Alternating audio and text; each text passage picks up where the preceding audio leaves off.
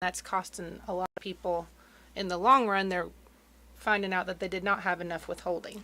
Yeah, people with multiple jobs, people with, because they're not asking you how many children you have anymore. No, it's not based on dependence or even filing status. It's just really, do you work 1, 2, 3 jobs? Does your spouse work? Yeah. Now they do ask you single, what is your thing there, but it's not, it doesn't assign it. The old way assigned it a number. Mm-hmm. So if you were single, whatever the numbers were, I don't even remember. I don't do payroll. We outsource our payroll. If those of you that are businesses that work with me, we have a professional. Well, I want to say the name. I mean, I'm not giving them a plug. We use Paychex, which is a national service. And as accountants, and as your accountant, what we do with Paychex is we have access to the portal. You still talk to us if you have a problem with your payroll, but you have an assigned person through Paychex, and it's been a great relationship. I've been super happy with the people over at Paychex, and they take care of it all. And if there's a mistake, it's their problem, and they've got staff that does nothing but work with the IRS. They get it resolved quick, and they know what they're doing. It's gotten very complicated. I actually ran into somebody this week that she's doing her own payroll, and I said, "Why are you even?" And she looked at me. She goes, "I don't know. Why am I?" I said, "I asked first." And she said she just started doing it that way when it was just 2 employees, but now it's like 8 employees, and she's all kinds of mistakes, and she's having to amend 941s, and oh, I know. It gets complicated. It gets complicated fast. That's the problem. It's like all of a sudden you never have a little problem with it. You have a big problem with it. Mm-hmm. And it's a big problem involving the IRS sending you lots of letters. And penalties and interest and... Yes, and it adds up very fast. And that's one tax the IRS does not fool around with. Because you as the employer, and I had the thought this morning, what are we going to talk about? What are we going to... We can make an hour show out of just this topic.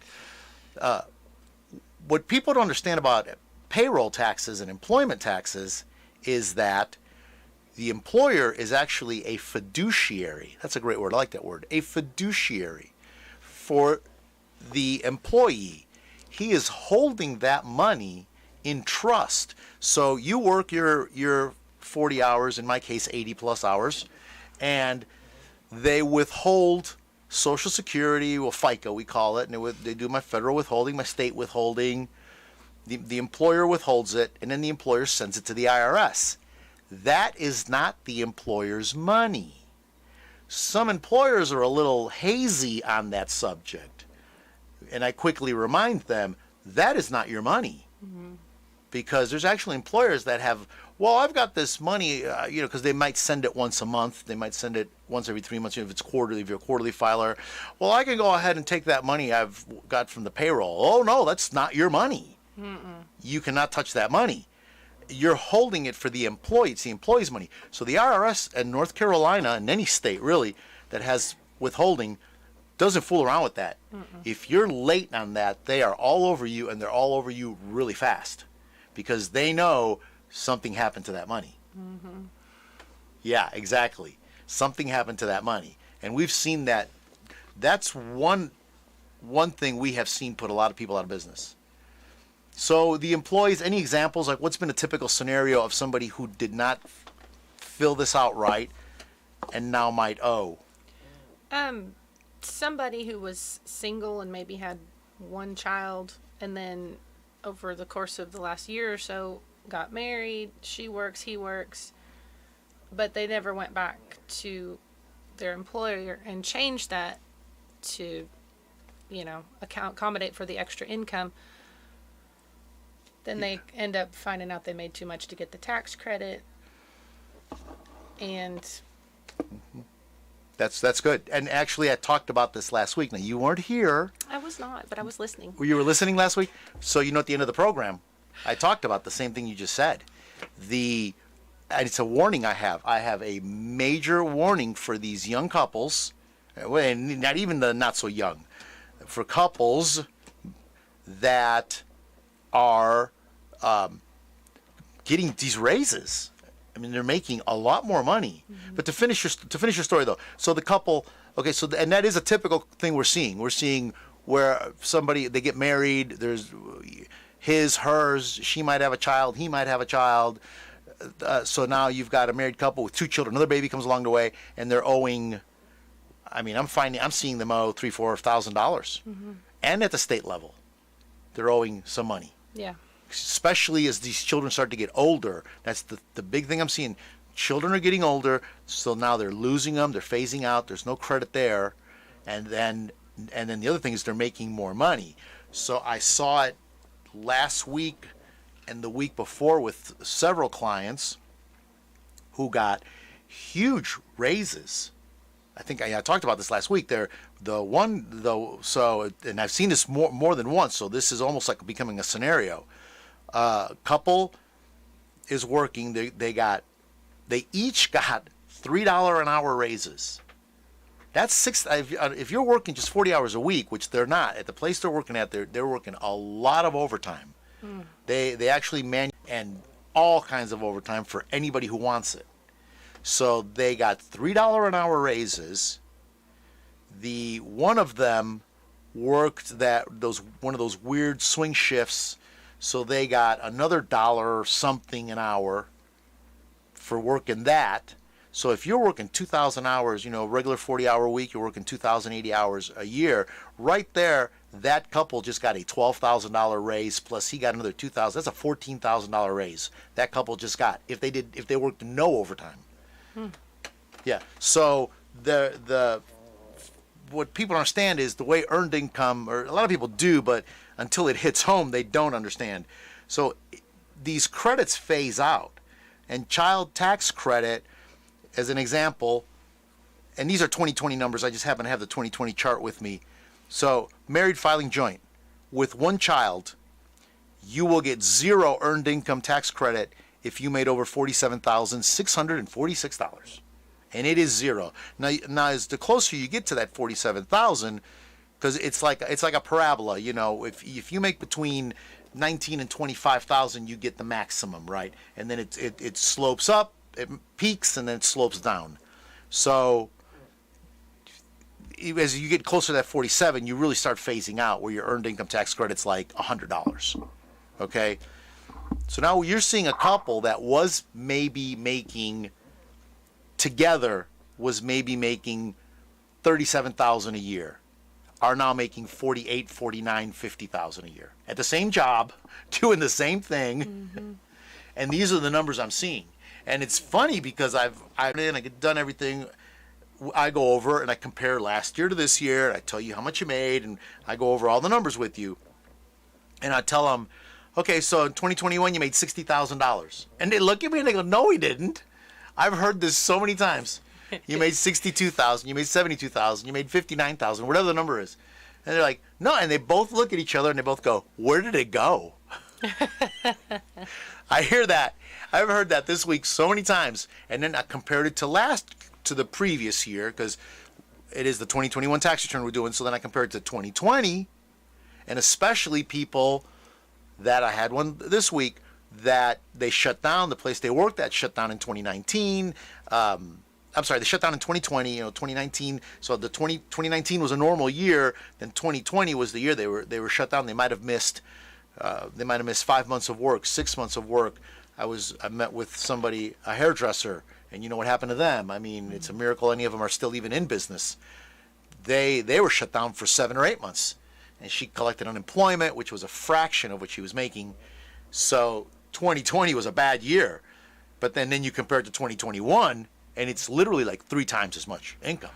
And they're just looking at me like, and then they're like, "Well, I was expecting whatever, I'm making up a number. I was expecting a $6,000 refund, and they're getting like a $3,000 refund." And especially people that got advanced child credits. The advanced child credits, remember, that is advance. It's in the name. Advanced child credit. Have you had people making comments about that with you? Yeah, they were expecting to get more money back, but you have to remind them they already got half of it through the end of last year. And those payments. And they give you that look. You get that look like, are you serious? You know what happened is they've already spent the money they thought they were going to get. Yes, I've seen that happen all too much. Yeah, it's already been spent, and they don't want to tell you that. It's like, are you sure? I get this. Are you sure? What can we do? Well, nothing. You got jobs. You work W-2s. This isn't like you have a business. You made money.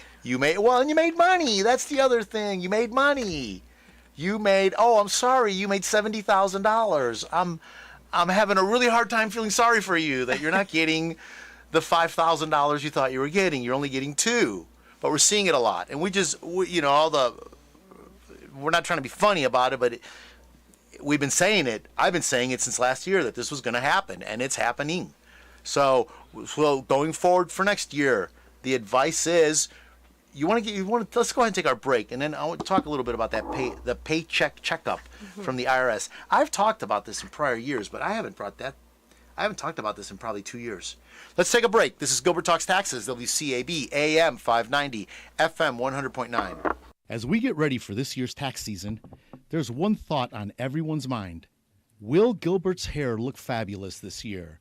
Oh, yes, it will. How can I say that? Because I go to Robin Saunders at RSL Salon.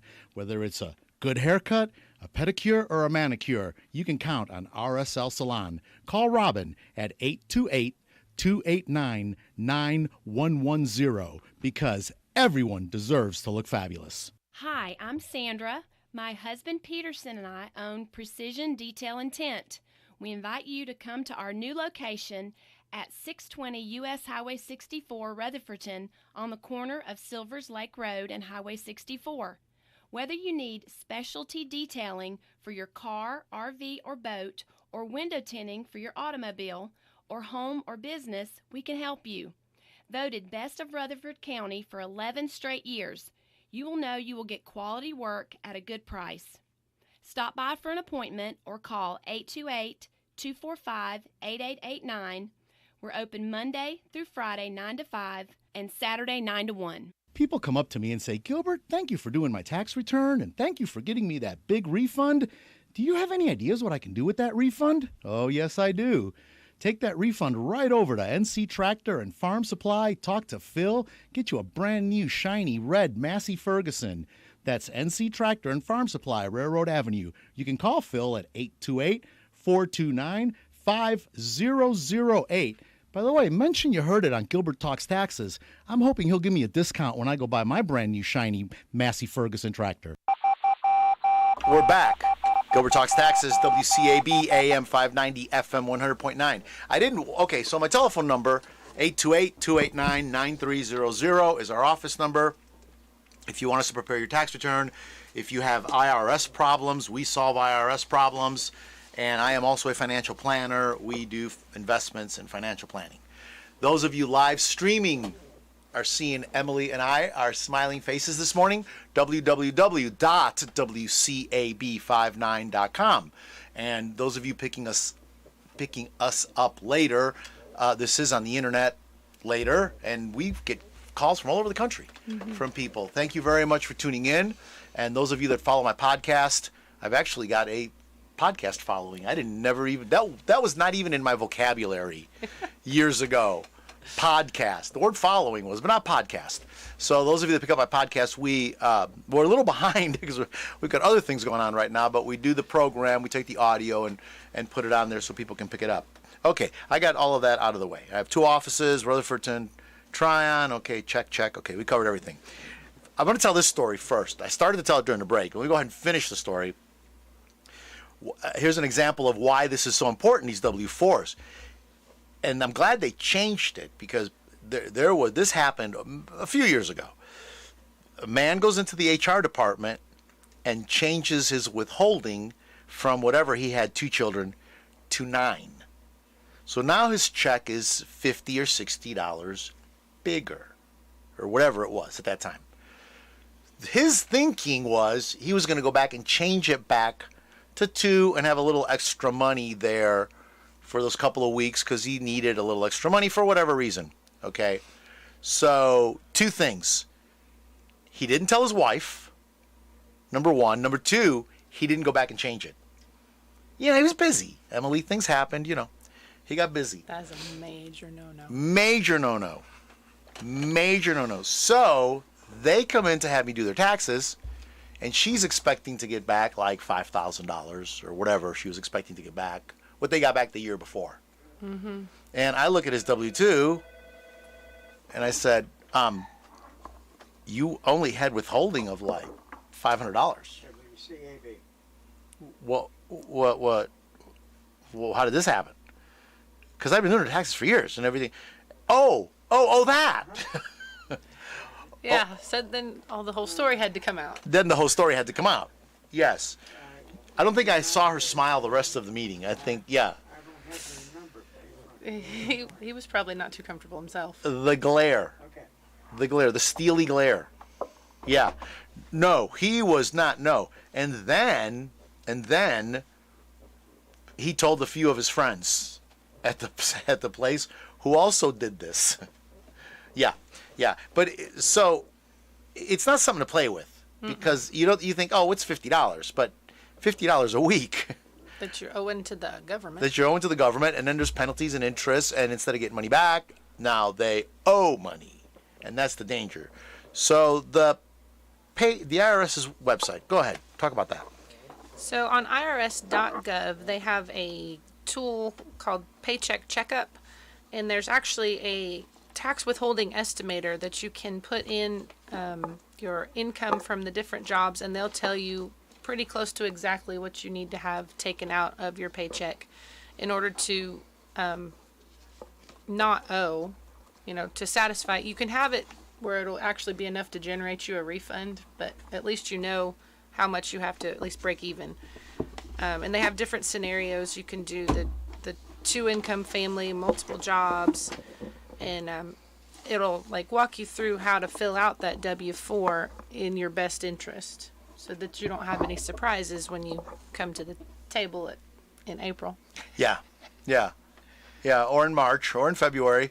I talked about this a couple of years ago, and some people did it and came to the office and thanked me and said it was a great thing. I haven't brought it up again, but this year I'm just very concerned.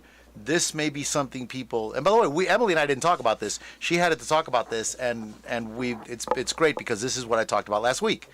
You may want to do this. You go to irs.gov, G-O-V, and it doesn't ask you for it's not going to ask you for your social security number or your date of birth or anything like that. It's generic information, and you're just putting it in. What kind of questions are there now? It just gives you scenarios for if you have the child tax credit, if you're, like you said, your children are getting older. You can even estimate your itemized deductions. Okay. To, in case you've got. Oh, and there's a new topic. There's high income or complex tax return. Yeah, let me tell you something. They've all become complex tax returns. There is no such thing as a simple tax return anymore. Mm-mm. I've heard it. I was keeping a tally. I had heard it 5 times, and I heard it again over the phone. Somebody that called me. These are TurboTax people that do their taxes online. It's too much for them, they said. Yeah, you've heard it too. Mm-hmm. Yeah, the one man said to me, "I don't even understand the questions they're asking me. Mm-hmm. I don't even get this." They're like, "I feel safer letting you do it." I said, "Good idea." Yeah, well, that's what I've been hearing. And the one guy, and our base tax return, and I'll say the price on the air. We don't have a published price sheet because everybody's tax return is a little bit different. But a base tax return starts at $125, and that man says, "Well, I'm paying $100 now to do it online, and I'm the one doing it. You mean for $125 you'll do my tax return? Make me an appointment." Mm-hmm. He goes, "You at least understand what they're saying. And don't forget, all of our tax returns come with audit protection. You get a letter from the IRS, you bring me and Emily, being my newest enrolled agent." Right? There's 2 enrolled agents now, Tom, in our office. We are beyond excited. Well, I'm just glad to spread the workload. We have two enrolled agents. You bring us your letter, and we take care of it. We take care of it. We deal with the IRS for you, so you don't have to. If you're self-prepared, you're the one stuck with the problem. And people that go to ghost tax preparers, I had one yesterday. He brought me in his 2020 tax return, and it said where our names go and everything, it said self-prepared. And I looked at this man, and I knew this man had not, because he didn't even understand. He was like, he got a letter from the IRS, and he didn't even understand what they were even asking. And I said, well, you did your own tax return. It was a pretty complicated tax return. He goes, no, I didn't. I paid some lady to do it. And I said, you paid somebody to do this? No, that's not what this says. This says it's self-prepared. And he says, well, I've been calling her, and she's not answering my phone calls. I said, well, probably, we call those ghost preparers in the business. So ghost prepare, ghosted on you, and now you've got nobody to help you. So, but I'm hearing that a lot. It's gotten very complicated. So getting back to the subject, IRS.gov, and it's called the Paycheck Checkup. Paycheck Checkup. And you go through these questions, and it'll give you an idea of how much you should be withholding. At least you'll know if this W-4 form is filled out correctly. Because that's one thing we noticed right away. If you don't do it right, it will withhold 0. Mm-hmm. Whereas the old way at least withheld something. Yeah, after that certain threshold, it would like kick in and start withholding. But I'm seeing people that have gone all year and had nothing withheld. And they're like, am I going to owe? I said, possibly.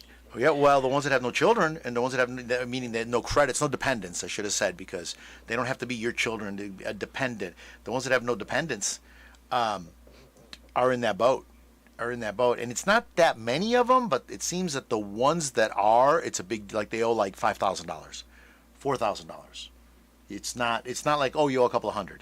Mm-hmm. You owe a lot of money real fast. Good for everybody to just review what they have on file. Yes, if you haven't, good point, Emily. If you haven't, and that's a good way to go into a break. Very good. Yes, if you haven't, so definitely, if I ask you, when is the last time you did your employee withholding certificate, your W-4, and the answer is, what's that? This might be a good time for you to go back. Talk to your HR. Talk to your human resources department. It depends where you work. Talk to if you work for a small business, like 49% of America, talk to whoever does the payroll. Just tell them, I'd like to check that thing out. You might need to update it. If you've got children that are phasing out, they're getting too old for you to get the tax credits, the child tax credits or the earned income tax credits, you may want to revisit this. Really, if you haven't done it, if you haven't filled out a new one since 2019, if you may want to go look at the new one. And then in the other ditch, some people that have gotten married since or have remarried and now there are more dependents, you may be withholding too much. Because nobody ever complains about getting a $7,000 refund, but really, that's a lot of money. They're not paying you interest on that money. No, they're not. They certainly aren't. They're using that money for the whole year. So I used to teach that good tax planning is I get your refund as close to 0 as possible. That's really good tax planning. It's rare that you can do that. But with some of the higher income people, it's easier to do with those numbers than with the smaller ones. But why? Because you're not giving the government too much money and you have it every week. You're using it every week. Mm-hmm. So that's really good tax planning. Or you even owe a couple of $100.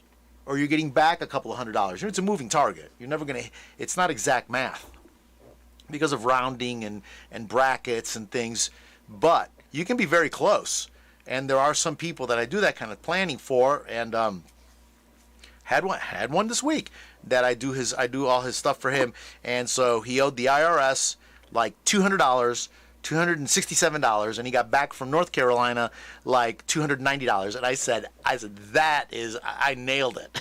That was like spot on what I was trying to do, because he does estimated taxes and stuff. It was very complicated, but we were right on the money with it, and that's actually good tax planning. But there are people that want to get these bigger refunds, and I get it. They want to, or at least know they're going to get a refund. But then you get people in the other ditch, and they get back $7,000, and we're seeing bigger refunds like that, $6,000, $7,000, $8,000 refunds this year, $10,000 refunds. We've seen some, mostly because of the child tax credit. They raised it from $2,000 to $3,000, $3,600 for children under 6. So it's really, for people with 4 children, I mean, that right there is a $5,000 increase. Mm-hmm. So it's really brought these numbers up. Okay, Tom, my engineer this morning, let's go ahead and take another break. This is Gilbert Talks Taxes, WCAB AM 590, FM 100.9. This is Gilbert. I want to tell you about Jesse James Railroad Express at 531 Railroad Avenue in Rutherfordton. It's a great place. Jesse's a good friend of mine, and I encourage you to stop by and support him. On Mondays, he's doing a 99-cent hot dog, mustard, chili, and onions. When you go, tell him Mr. Fabulous himself sent you. I want to tell you about a little-known Rutherford County gem, Integrity Marble and Granite, located at 287 Shiloh Road in Forest City.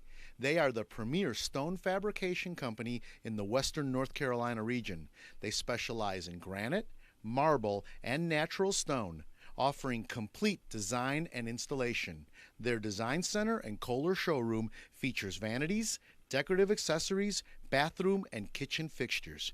You do not have to go to Charlotte or Asheville for this kind of quality. We have it right here in Forest City.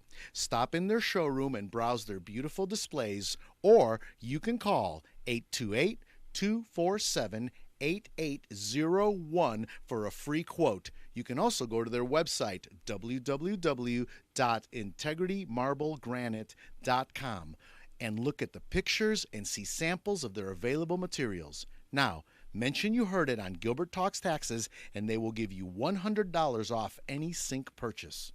That's Integrity Marble and Granite. This is Kimberly. If you owe the IRS for prior years or you have unfiled tax returns, don't call those national toll-free numbers. Affordable, secure, and local help is available for you.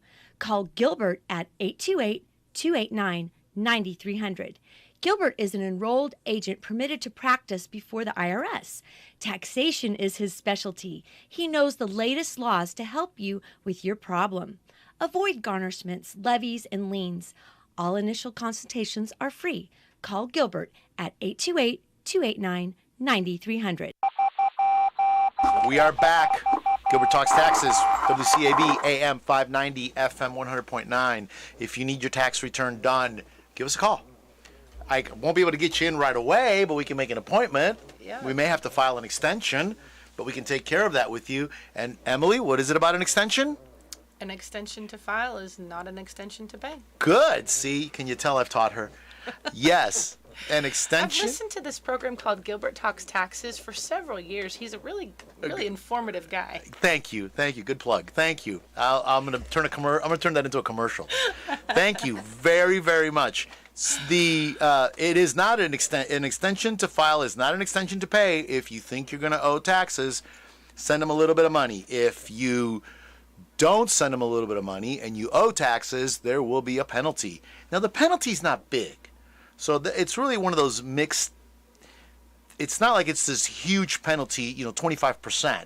It's actually very small, and there are people that say, oh, I'll risk it. But then other people just don't want to get caught owing a lot of money, especially in the middle of summer. And there are people that, so let me address one thing. People say, oh, I don't want to file an extension because that's a red flag. No, it's not a red flag. It is not a red flag at all. Remember, 50% or more, I don't have an exact number. I'm just speculating. I've heard some numbers from people that work at the IRS, but many audits are random. They're auditing partnerships. You see all of a sudden a slew of partnerships within a geographical area will get audit letters. And they're mail audit letters. They're not a physical auditor knocking on your door. They'll send you a letter, respond to the letter. Just deal with it. You got it? Deal with it. It's the head in the sand that gets so many people in trouble, more than anything else. And many of them, they just want to verify information. You said your business made whatever, $500,000. Well, prove it. Send us your bank statements or whatever, and you just do it. Yeah, they've asked me about red flags before when talking about doing business deductions like expenses. So as long as you can verify that you spent that much and it was for business, you can back it up in an audit. That's exactly it. And what do they want to see in an audit? A receipt. Now, credit card statements are an acceptable proof, but it's acceptable. You can have it. But the problem is this. So you go to a generic store like Lowe's where you can buy consumer goods and contractors buy business supplies, business materials, okay? So all that your credit card statement, or if you use your debit card, your bank statement's going to say is Lowe's. Lowe's, $900. That doesn't prove that it was a business expense. And whereas if you go to a wholesale only, ABC Supply up in Asheville that sells drywall only to drywall contractors, okay, that one holds a little more water. But save your receipts. Just save them. Just get in that habit. Don't leave them on your dashboard so they turn into white sheets of paper. The dashboard of your truck. We get those every year. We get, here's my receipts. And I'm like, well, great, except I can't read one of them. Oh, yeah, the sun does that to them. Then don't do that. Don't roll them up in a rubber band either. At least just put them in a folder. Yep, at least put them in a folder, because you know who has to unroll them? Emily. Yeah, has to unroll them and uncrinkle them. But save your receipts, because the receipt proves that you bought 27 2x6s, and then we can assign that, in an audit, you would assign that to a job. Okay, that was for the so-and-so job. And it doesn't have to be, I have people that go in the other ditch and they have every little detail. Yeah, that helps, but you don't have to go to that extreme. But save all your receipts. Save all your receipts. But if you can back them up, there really is no such thing as a red flag in the sense that most people think about it. Now, the IRS computer is tweaked so that if you put in a number that's unusually high for something, an example might be a charitable donation where a person has, for whatever reason, and there are reasons, and I've seen numbers this high, the person may give a $500,000 endowment. Okay, or something like that. That actually ends up on Schedule A of their personal tax return. Okay, $500,000. So that is definitely an outlier. That's not a normal thing. But did you really do it? Yes. Okay, great. Put it on there. In an audit, if it gets picked up, we can back it up. And I've done a few things, and I'm not going to get into the whole story because it's very complicated, but I've done a few things knowing the IRS is going to send a letter. I would rather they send a letter and I deal with it when the letter comes than attach a bunch of documents to the tax return that might only muddy up the waters more. And then I'm ready for it when it comes. When the letter comes, people say, I got a letter from the IRS. Great, I've been expecting that. Get it to me. And I respond to it, and everything's good. So there really is no quote-unquote red flag. If you have the deduction, legally, take it. It's that simple. It's that simple. What else do we want to talk about before I get into precious metals? I want to make sure we've covered everything. I'm going to talk a little bit about precious metals. I'm going to wait till after that break. So the IRS has figured out the solution. Emily, I'm holding in this piece of paper the answer to all of their problems. The IRS has come up with it. March 11th, they made a major announcement. Are you ready for this? The IRS's problems. There are 6 million tax returns they haven't processed yet. From this year? No, from 2020 and 2021. The ones that were filed, paper filed in 2020 and in 2021. We don't even know the numbers for this year yet, and we won't for another couple of months. But there's 6.5 million. They're strangely not talking about all the letters that they haven't opened, the dozens of tractor-trailer loads of letters that mysteriously disappeared from the parking lot at the Kansas and Philadelphia after the news showed up with cameras. All of a sudden, those went away. I called yesterday and spoke with an auditor about a 2019 tax return that was a paper file that still hasn't been processed. But good news was it's in the system. He saw it in the system. It's just not done. So they've got that. They're only answering about 3% of their telephone volume. They are understaffed by about 80,000 people. But this is the answer right here to all their problems. They made an announcement. The IRS is now relying on technology. That electricity thing. Relying on technology. I'm reading. This is their release. The Internal Revenue Service is relying on technology to help it keep up with its growing need for taxpayer support. They are now going to be using voice and chat bots. Emily, artificial intelligence has come to the IRS. I'm not going to say it, Emily. I'm not going to say it. I'm going to take a pass on it. Artificial intelligence has come to the IRS. I have it right here. If I wasn't reading this, I wouldn't have believed it. When I saw this, I said, what? The IRS, taxpayers can still remain on the line for an IRS telephone representative if they really need one. Now this just goes to show, I just can't read a press release, can I? I've got a comment on it. This just goes to show how out of touch they are with reality of what's going on. I always press 4 to get a real human. Yeah, well, yes. Or whatever the number is. I mean, they're not a credit card company that I'm disputing a charge. Okay, I'll do the little bot thing and, okay, let them know I'm disputing a charge. Okay, that's not what people are calling up. They just got a letter they owe $20,000. You know, literally they're aging as they're reading this letter. Their heart's beating. It's a letter from the IRS. Especially this one that talk about they're going to start levying your property and whatever. People get terrified. A lien, levy, and garnishment notice. And it's in like a 30 font across the top of the letter in bold Arial block. Gets right? their attention. Yes, from the IRS. Most people, when they see that letter and they see that little eagle in the window, already start perspiring. Mm-hmm. So now they expect you to sit there and talk to a bot. Interesting, though, I looked this up because this is it's so in our vocabulary now. You know, we call them chat bots, voice bots. They were actually originally called chatter bots. That's why we call them chat bots. But they were called chatter bots. The first one was Alyssa in 1966. There was actually an interactive chatterbot, with some of the first early mainframes. Now, the word chatterbot was coined in 1994. And we now are in like 5th generation, 4th generation. I was looking this up online. It's actually pretty interesting. It was Google and Amazon, of course, Siri and Alexa, and whatever Android's version of it, which nobody uses, called Bixby. Bixby, there's Cortana. Cortana, which is Microsoft's version of it.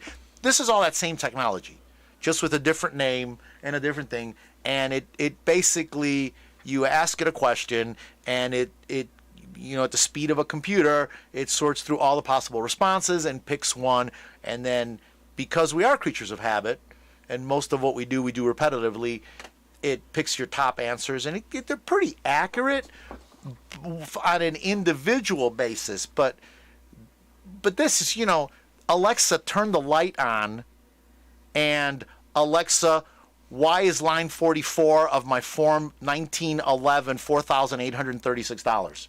Those are two completely different subjects, okay? Those are worlds apart, and it's not. And, you know, we're laughing about it, but this just goes to show how out of touch they are. So let me read, because I got to read this thing through. We're cutting into it. We always come to the end of the program. Our phone lines continue to see unprecedented demand. This is a quote.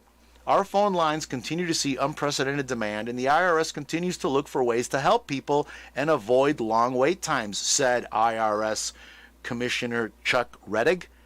Our telephone representatives remain an important part of the service we provide, but these bots can help some people avoid lengthy phone delays for something that could be resolved on the spot. This is part of the larger effort to help people get the assistance they need this tax season. And then all the usual internet trolls that are supporting this guy get on there and talk about how wonderful this is. So, and it's not.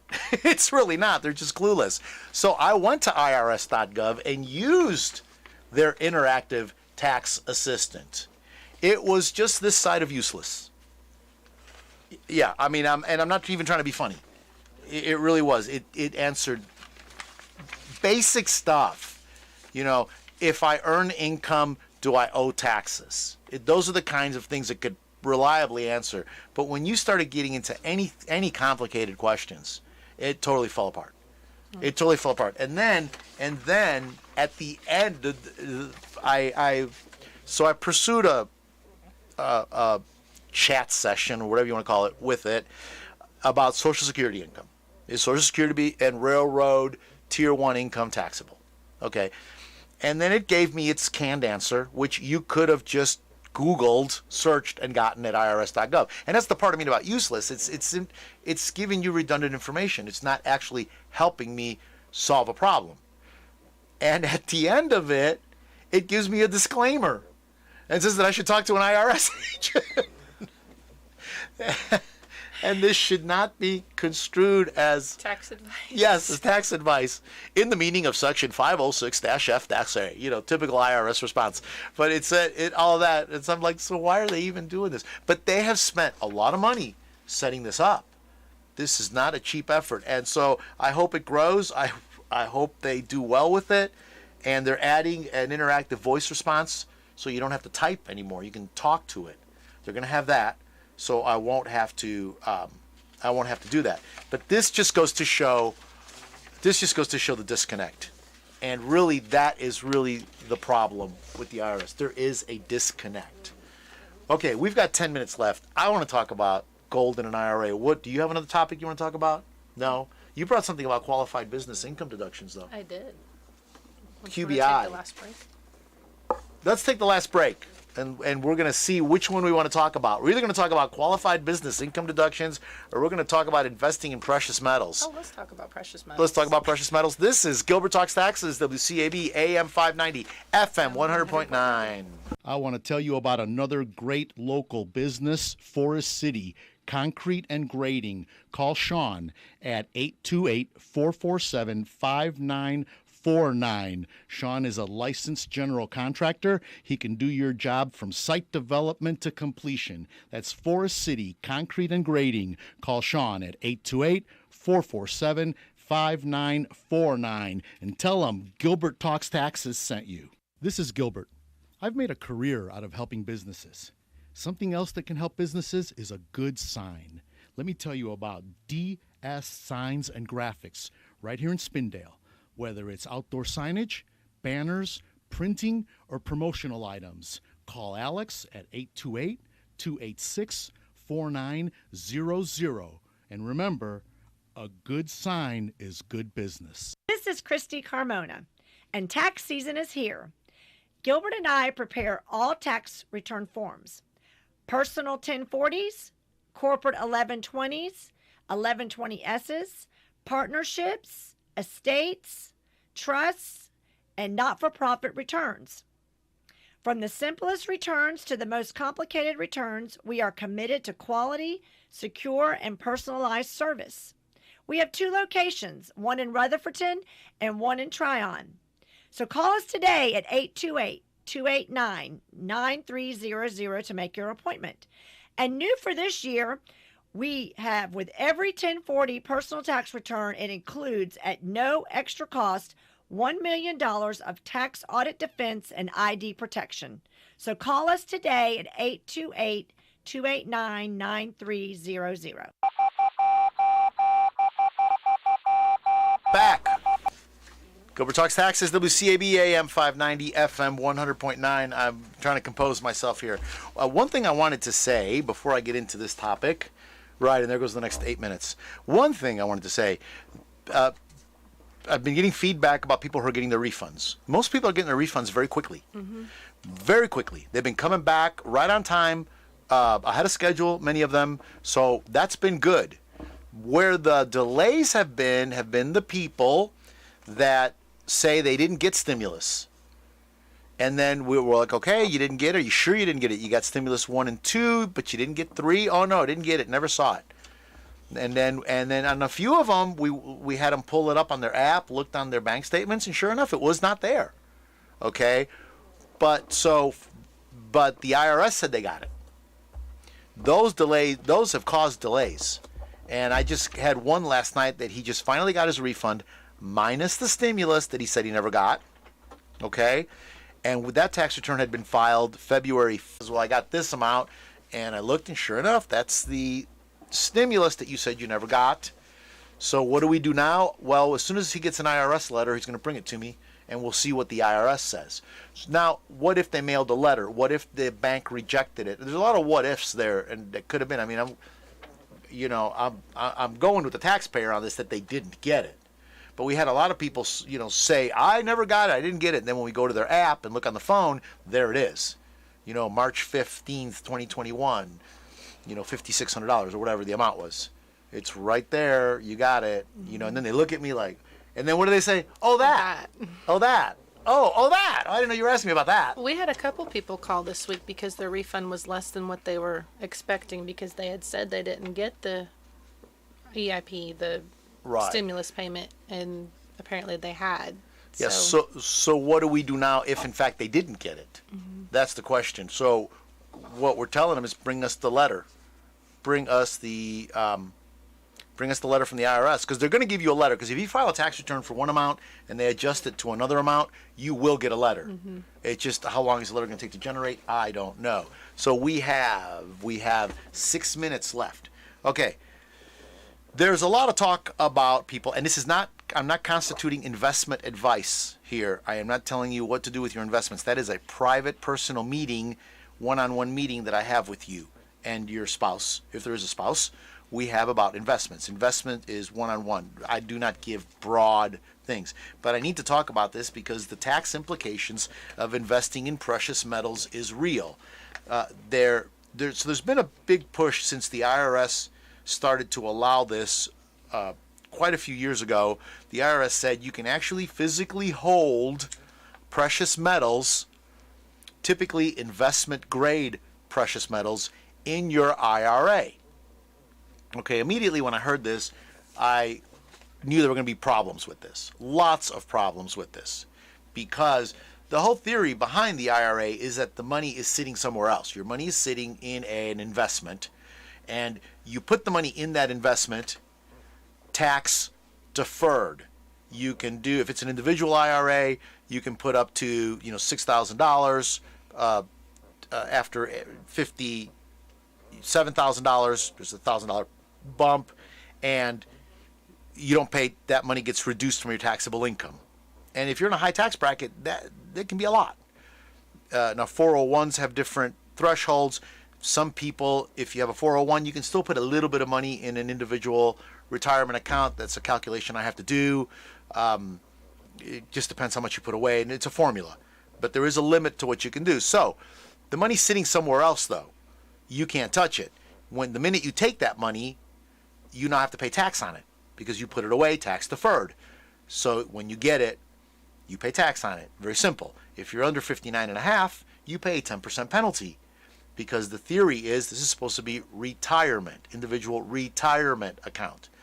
After 59.5, you do not pay the 10% penalty, you just pay the tax. Okay, very simple. It's a great idea. It was actually a man came up with it. Congress went with it. IRAs became very popular when we were worried about Social Security not being there, which we're worried about it again. Social Security is only funded till 2025 according to the latest, 35 according to the latest estimates. So that means that the money is sitting there in a fund. Social Security is fully funded until 2035. Now there was a fear that COVID pressures and things that happened because a lot of money got pulled out of it. We're going to reduce that to 2033, but I guess we're still locked into that 2035 number. So in 2035, our Congress is going to have to do something to refund it for the next generation. What they do, we don't know. How they're going to do it, we don't know. So I immediately saw some problems in this because now you are holding that asset. So who's policing it? Who knows if you took it or not? Who knows what you did with it? So there were third-party holders, so it was going to be at a third party. So a lot of IRA owners and investors are worried that they're overexposed in equities right now because the market is volatile. But the market's always been volatile. I mean, it's like all of a sudden the stock market's a safe place. It's never been a safe place, but the stock market has always grown. in spite of dips. I mean, 2009 was a crater when you look at it on the graph. There's a graph I have on the wall, on my wall, a chart. And in that graph, it literally looks like a crater, like a V crater. So does COVID, a V crater. But it's still growth. It's still appreciating even now, what's happening with the market. So people are worried about it. The safest fixed income investments, CDs, treasuries, and money market funds are pretty much paying microscopic rates right now. I mean, microscopic. It's why even have your money sitting there? But yeah, the 10-year, for example, as of last week, the 10-year treasury yield is 1.92% annual yield. 1.92%. That's for a 10-year treasury. That's not very good. Meanwhile, the pandemic, and then we've got a lot of things. So in this uncertain environment, a lot of people are looking at precious metals. They're looking at gold, silver, platinum, palladium, rhodium. There's other metals that people are investing in. Now, when I'm talking about investing in, I'm not talking about going and buying, remember those pandas, those little 10th-ounce gold pandas. I'm talking about investment-grade bullion is typically what people are looking for when we're talking about this. And then it also opened the door for, well, what about numismatic valued gold and silver? So let's say you invest in a 1922 Indian $10 gold coin. These not only have the gold weight value, but they also have the numismatic value. 1922 and it's off the top of my head, 3 times the gold value. So if the gold value, just making up numbers, because I get texts later, yeah, you were wrong. If it's $1,700 an ounce of just the gold value, the numismatic value of a 1922 Eagle could be $4,500. And then you get into the grading. Is it a high grade or a low grade? So, am I out of time already? Oh, I'm done. Am I into the news already? Yeah. Okay. I'm going to talk about this next week. I promise. There is a tax implication to this, and this is not something to casually play with. This is very complicated, and there are some alternatives, and be careful who you align with to hold this gold and silver, because some of them are not very